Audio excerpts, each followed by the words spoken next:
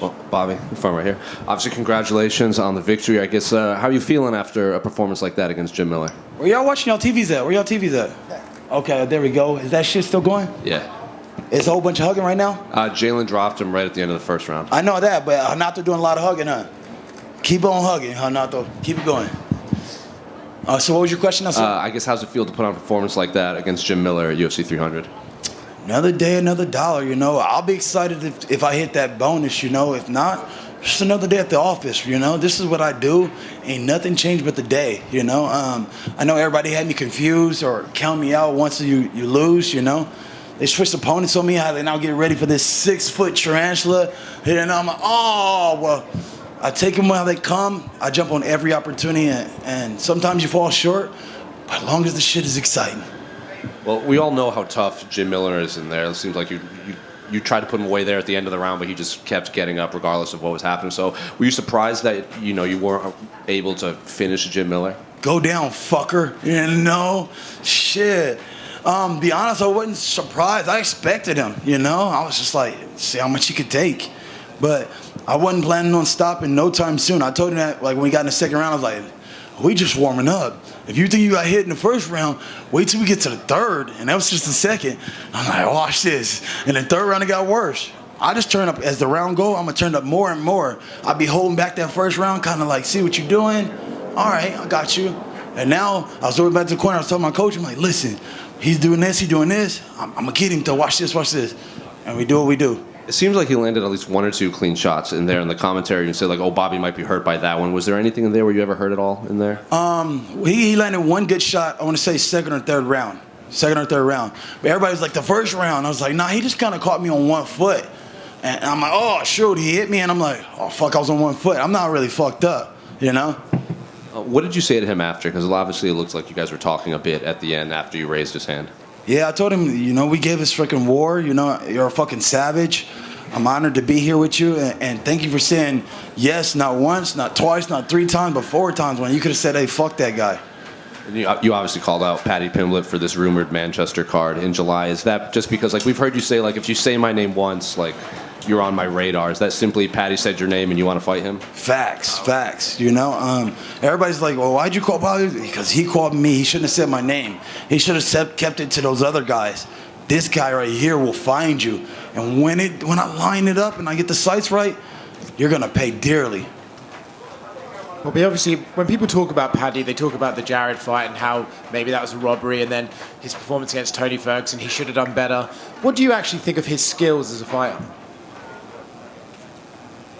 I don't really watch Paddy like that. Be honest, let me keep it real. I watched a Jared fight because maybe I was just happened to be there sitting at the damn TV table, you know? But I don't watch his fights, so I really don't know much about the guy. I just see him doing this little thing. I'm like, who does that? Who does that? I don't know, that's not cool to me, but besides that, I don't pay attention to the guy. Have you ever met him? No. Was there a UFC where you were sitting behind him? I remember you were filming him. Oh yeah, but it said we never met. He was being a little vagina. He didn't want to look at me or give me the attention. So I'm going to get your attention sooner or later. What will it be like to go over there and fight in front of his crowd and his Roddy fans and all that? It would suck, you know, because you're giving every opportunity to him. I'm giving him everything. It's in your backyard with your people. All the opportunities stacked for you. Now you got to fight me, and everything's going your way. I give it all to you. And I got the better number than you, so it's all in your favor. If you lose, you're like, oh, well, he was better. It's all in your favor. Now, let's see how the chips fall. Hi, Bobby. Right here in front. I won't ask you how you're feeling, don't worry. But I Yeah, I'm sorry. I'm sorry about you. I busted you so much about feelings, huh? don't worry about it. I just was curious what you thought of the new gloves. If you've seen them, have you tested them? Nah, I haven't seen them or anything. That's going to be interesting, you know. I guess for me, like, I've had some stupid eye pokes, so if it makes it better, cool. I don't give a fuck. Have you been able to see any of the pamphlets or anything about it? No. Well, hopefully you'll let us know how they are next time. Yeah, I don't have any feelings on that. Hey, Bobby, back here.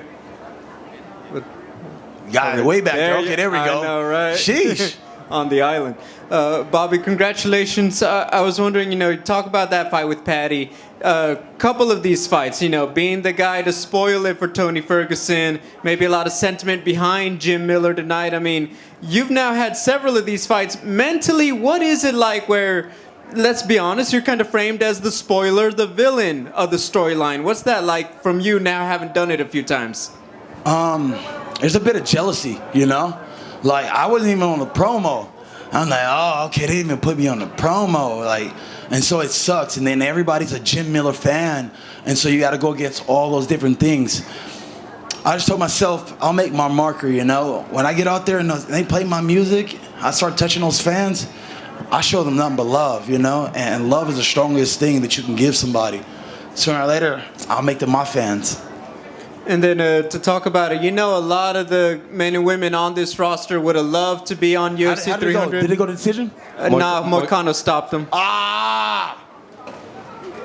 He's a fucking hugger. Hey, I'm guessing he won by submission? No, he knocked him out. Oh, shit. Okay, hell yeah. Fuck it. Okay. Hey, Bobby, a lot of men and women would have loved to be on UFC 300. What did it mean to you that no matter what, they said, no, this guy, he's getting a spot on the biggest card ever? For me, like, I was just kept telling myself it's another day at the office. There's nothing changed. I felt like I was being counted out in terms of attention, even though I was the favorite. But at the same time, I'm honored, that the fact that they found this poor little black kid and said, hey, you get out there and you do your thing. They picked me when they could have picked 1,000 other guys that I thought were suitable for the card. I'm glad to be on that in those terms. Bobby back here, also back here. What's going on, Bobby? Congratulations on the win.